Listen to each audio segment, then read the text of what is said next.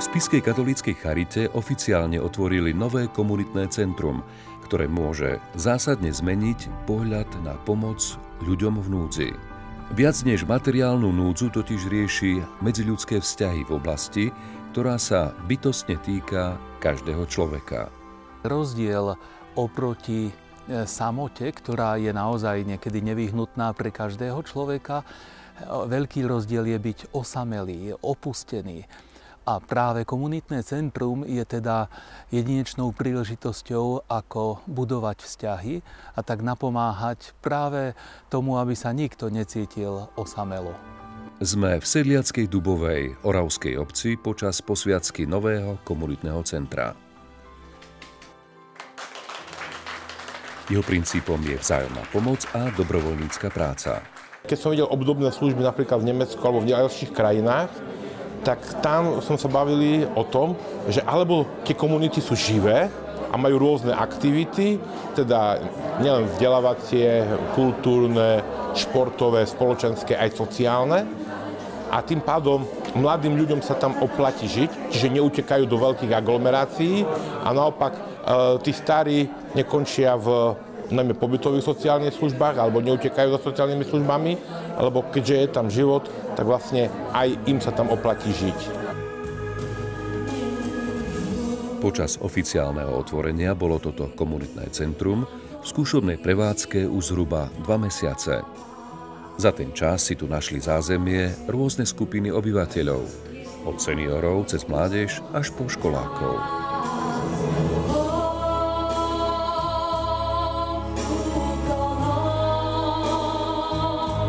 My sme vlastne nikoho nehľadali a deti nám tu prišli samé, že jednoducho chceli by prísť, majú záujem, takže sme sa tomu veľmi potešili.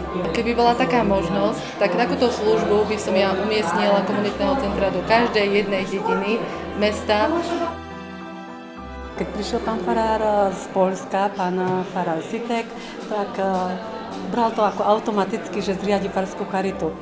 A oslovil mňa a ešte niektoré ženy, čo sme boli vo farskej rade. A tak vzniklo toto centrum. A vôbec sme to neriešili, že či to má byť muž alebo žena. Proste som to zobrala ako fakt.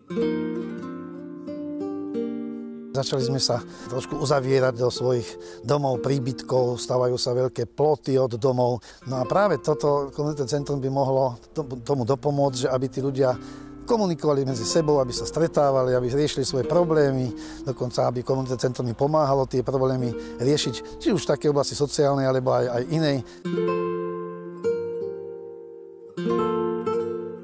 Charita je priestor na konanie dobra. Čiže charita to nie je vyslovene len pre tých, ktorí sú núdzni a pomoc potrebujú, ale pre všetkých, aj tí, ktorí pomáhať chcú.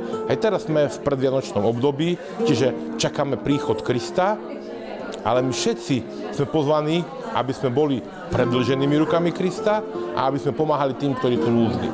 A teda charita to nie je vyslovene len pre tých, ktorí sú núdzni a pomoc potrebujú, ale pre všetkých, aj tí, ktorí pomáhať chcú.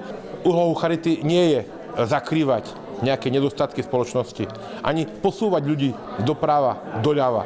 Úlohou charity je ľudí pozdvihnúť. A vo všetkých sférach. Čiže nie len tej sociálnej, nie len možno, že tej zdravotnej, tej telesnej, ale aj tej duchovnej.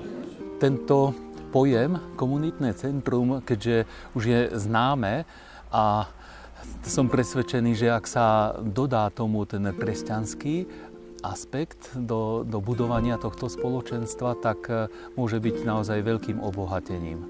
Chcela by som pozvať ľudí, ktorí teda sa možno hanbia alebo nevedia sa nejako začleniť, tak chcem ich pozvať, aby prišli do nášho komunitného centra. Máme na našej charitnej stránke aj kontakty, prípadne zavolať, že áno, sme tu, ak potrebujete pomoc, takže kľudne sa môžete na nás obrátiť.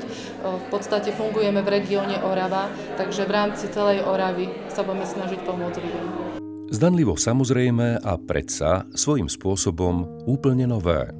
Možno si myšlienka komunitného centra na základe spolupráce farnosti, samosprávy a charity nájde zázemie aj u vás doma.